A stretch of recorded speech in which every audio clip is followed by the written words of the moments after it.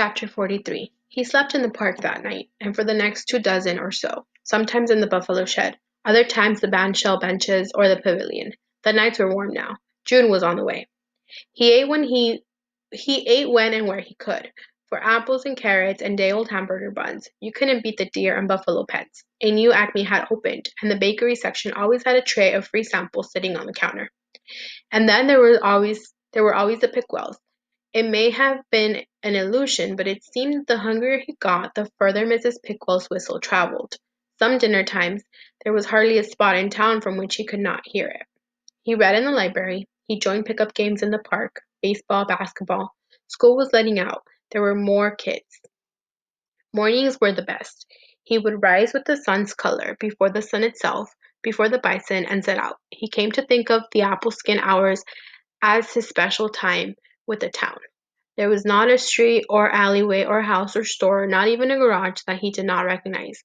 His footsteps felt everywhere but on the bridge over the Skyskill, his eyes everywhere but on the P&W trolley trestle. And the people, most of them he did not know by name or face, yet they revealed themselves to him even as they slept. He knew them by their windows and cars and porches and toys they left outside, but most of all he knew them by their backyards: flowers, weeds, junk, pet houses, tree houses, vegetable gardens, rubber tires, grass ranging from desert spares to shaggy to trim as a marine's haircut. The backyards were as different as individuals as faces. East End and West End, black and white, would begin only when the alarm clocks rang. For now, before sunrise, there were no divisions, no barriers. There were only the people, the families, the town, as much his town as anyone's.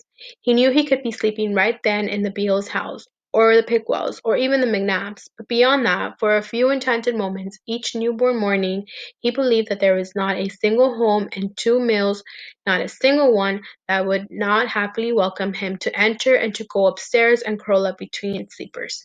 Maybe that's why he left his bandshell bench late one night in mid-June and went to someone's backyard on Hamilton Street, someone whose leaf lettuce he had watched growing, and quietly opened the gate and closed it behind him and laid himself down on a white wicker love seat on the back porch. From then on, he slept in a different backyard or back porch every night.